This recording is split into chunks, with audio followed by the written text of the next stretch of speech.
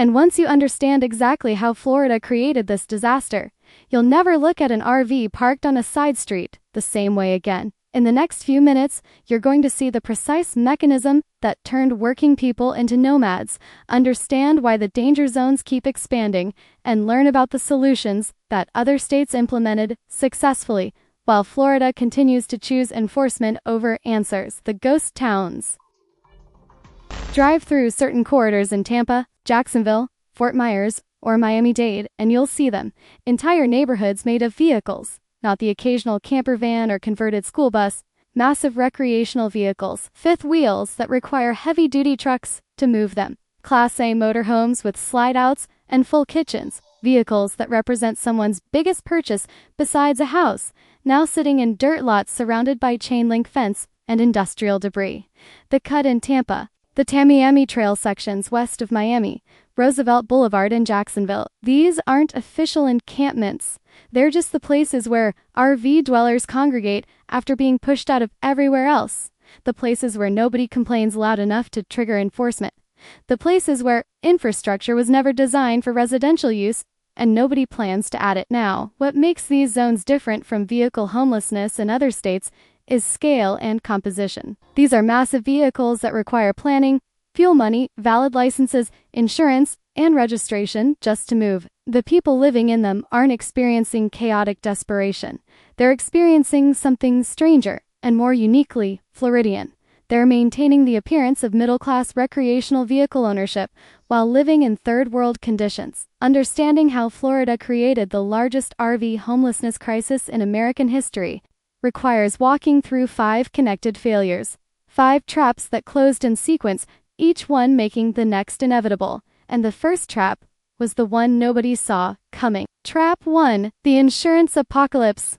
Hurricane Ian made landfall in September 2022 as a Category 4 storm. Winds at 150 miles per hour. Storm surge reaching 18 feet. Damage estimates exceeding $112 billion. In the aftermath, something happened that nobody predicted: insurance. Companies didn't just pay claims and rebuild, they fled the state entirely. 6 major insurers withdrew from Florida between late 2022 and early 2024. The ones that remained quadrupled their premiums. Homeowners who had been paying $2,000 annually for coverage suddenly faced bills for $8,000 or $9,000 or $12,000.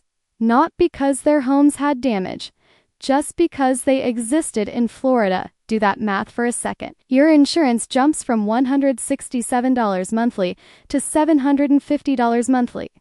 That's an extra $583 you need to find every single month for people on fixed incomes, for retirees who plan their budgets around stable costs, for working families already stretched thin. This wasn't a financial adjustment, it was a financial catastrophe that made homeownership more expensive than renting. If you want the truth behind Florida's housing collapse, hit subscribe. We go deeper than headlines here. Trap 2, the rent explosion. Florida's rental market went into freefall for tenants during the exact same period. The median rent for a 2-bedroom apartment in Tampa was $1,500 in 2021. By 2024, that same unit cost $2,700. Fort Myers saw similar increases. Jacksonville, Miami, even smaller cities saw rents climb by 60 to 70% in under 3 years. Now layer those two crises together. Your homeowner's insurance made your house unaffordable. You think about selling and renting instead, but rent costs more than your mortgage, plus the old insurance did, and your income hasn't changed. The median wage for workers in Florida is $18.30 per hour. That's $38,064 annually before taxes. After federal tax, Social Security, and Medicare, you're taking home about $29,000. $2,416 per month. A 2-bedroom apartment at $2,700 takes more than your entire monthly income. Even a 1-bedroom at $2,200 takes 91% of your monthly take-home. You're working 40 hours per week at Florida's median wage, and the math simply does not close. There is no combination of budgeting or sacrifice that makes those numbers work. The equation is broken at its foundation. So people made the only logical choice available when the math stopped working. They bought RVs. Not new ones because those cost $100,000 or more. Used ones. 10-year-old, 15-year-old, 20-year-old motorhomes, and fifth wheels that still ran, still had intact roofs, still provided shelter. Many people already owned them from better times, bought for family vacations and retirement plans. Suddenly, that recreational vehicle became primary housing. Trap 3. Nowhere to park. Florida has virtually nowhere legal to park an RV long-term if you're not wealthy. The RV parks people imagined using turned out to have rules that excluded most affordable vehicles.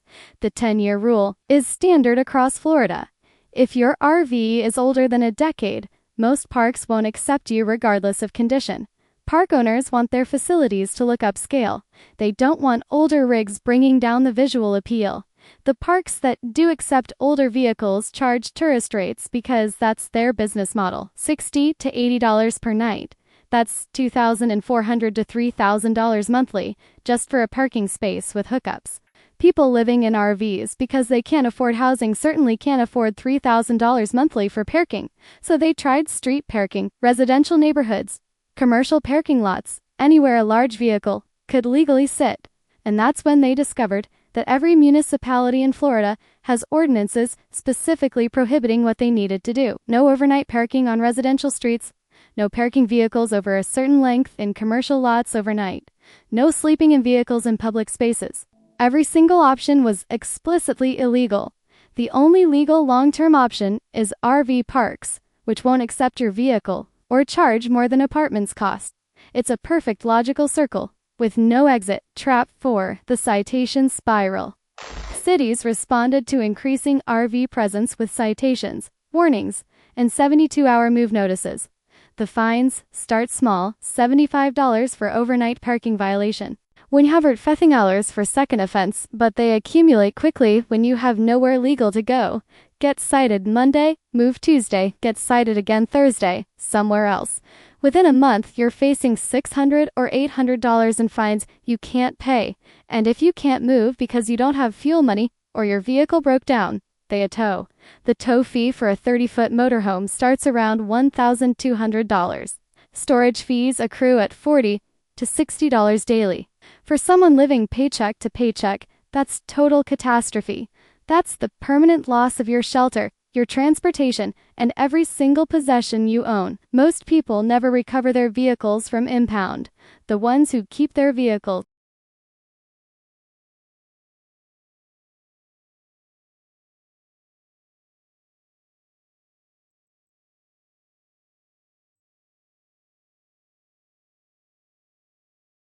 but those places come with different costs. The risk isn't citation anymore. It's crime, fire, flood, and complete absence of services. Trap 5. The infrastructure void. Those industrial zones where RV dwellers congregate don't have residential infrastructure because they were never designed for people to live there. No water hookups, no electrical service, no waste disposal, no sanitation facilities. People are living in motorhomes that require all those services to function, in locations that provide absolutely none of them.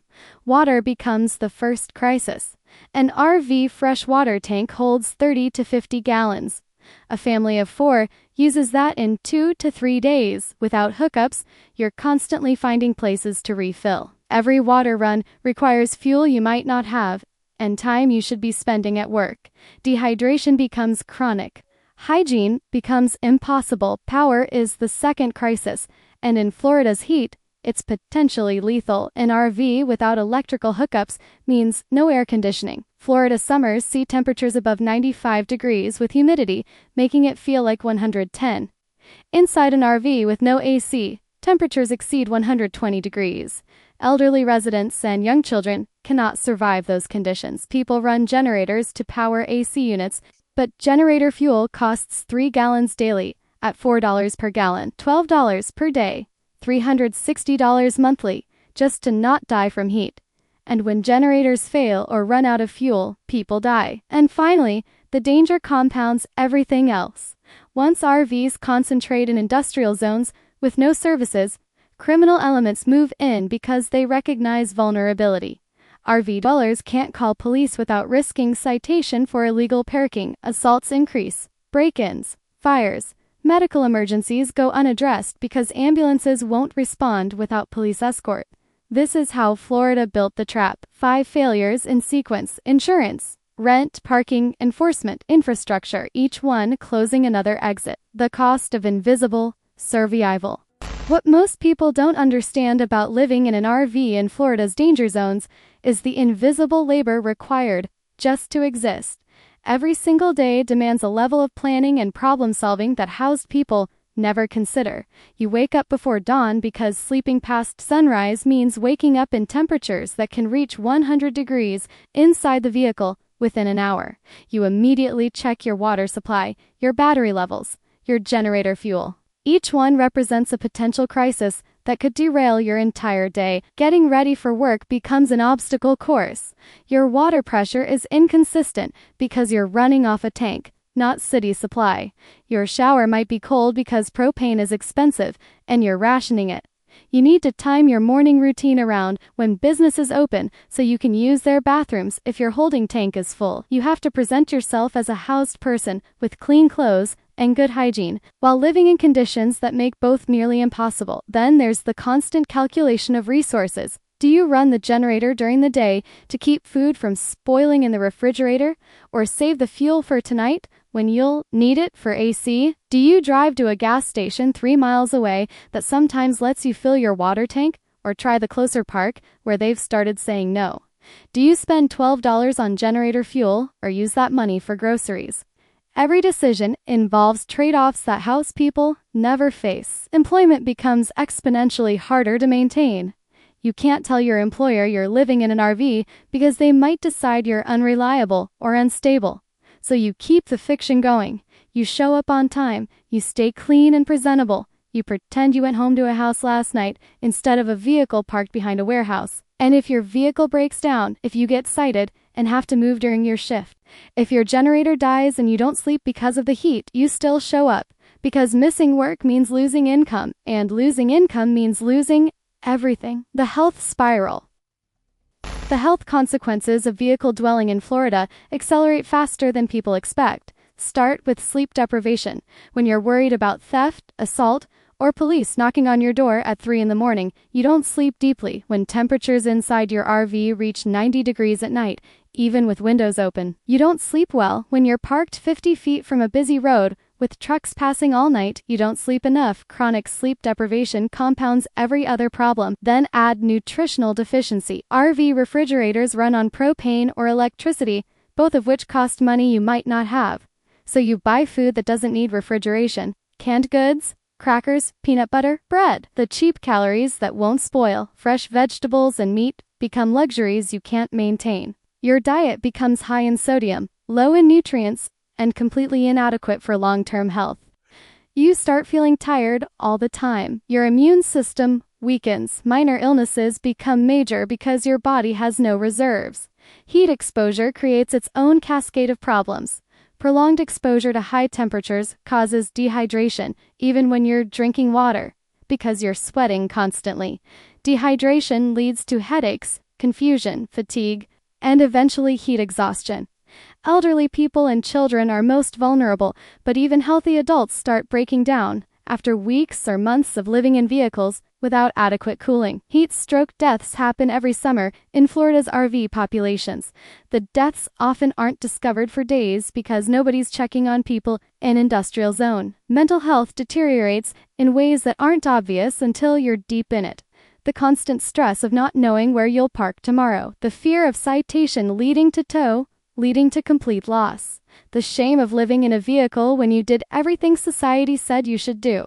The isolation of keeping your situation secret from everyone who knows you. The exhaustion of maintaining the appearance of normalcy while living in crisis. Depression becomes almost universal. Anxiety becomes constant, and accessing mental health care requires insurance, stable addresses, and appointment systems that don't accommodate people living in vehicles. The children's crisis. What vehicle dwelling does to children represents its own special catastrophe. Kids living in RVs face obstacles that house children never encounter, starting with education. How do you focus on homework when you're doing it by flashlight to save battery power? How do you complete assignments that require internet access when you have no reliable Wi-Fi? How do you study for tests when your environment is chaotic, loud, and constantly changing? Schools require addresses for enrollment, stable addresses. When you're moving every few days to stay ahead of enforcement, maintaining school enrollment becomes complicated. Some families lie about addresses. Some use the addresses of relatives or friends.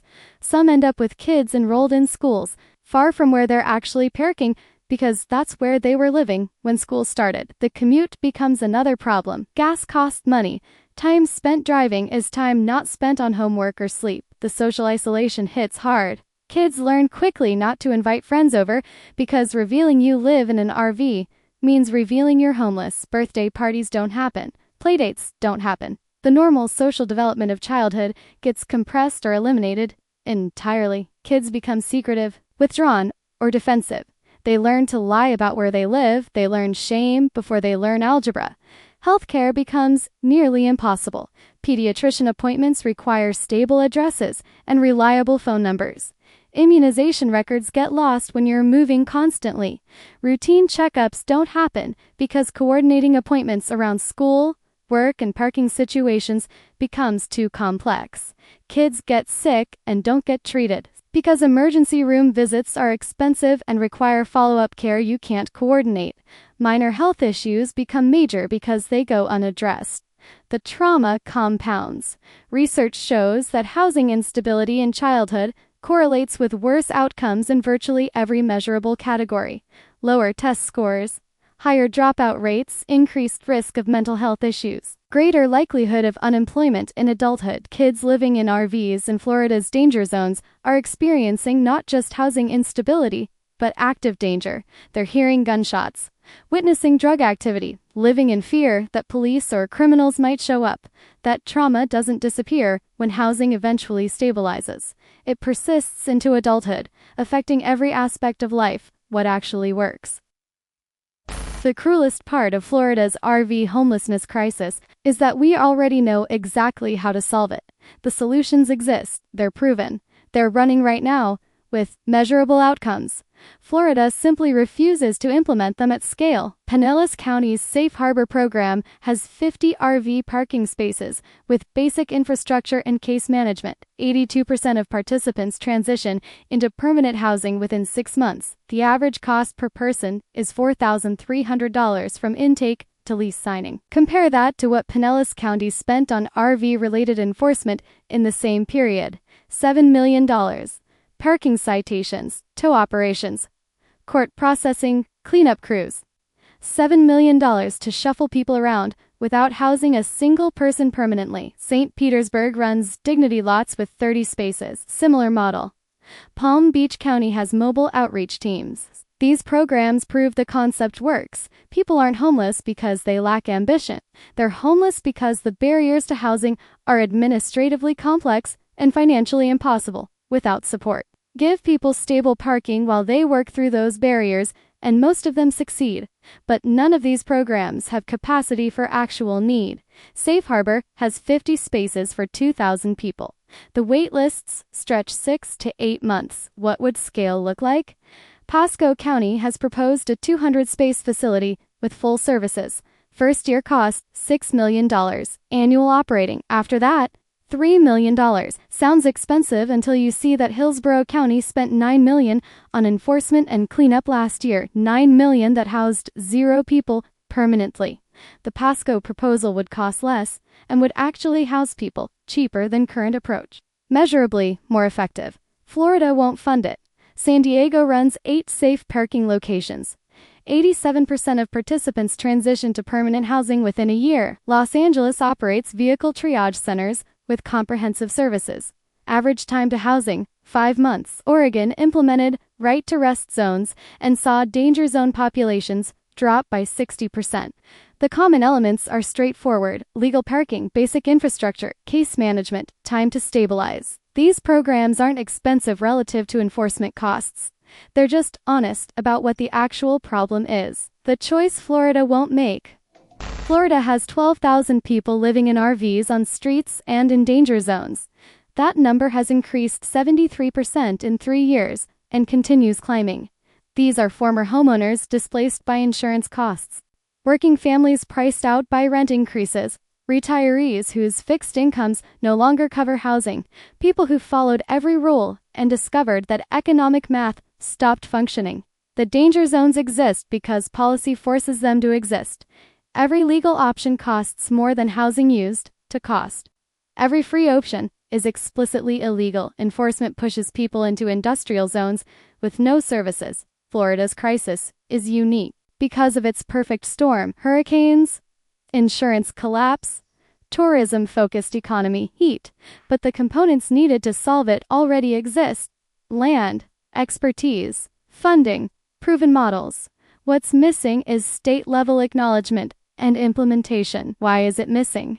Because admitting the scale means admitting that Florida's growth model is broken for working people, that jobs don't pay enough relative to housing costs, that insurance deregulation created crisis conditions, that prioritizing tourism over residents has consequences. Easier to ignore the RVs, enforce them out of tourist areas, and pretend the problem is smaller than it is. The math is clear. Current enforcement costs more than solutions and accomplishes nothing except moving people to worse locations.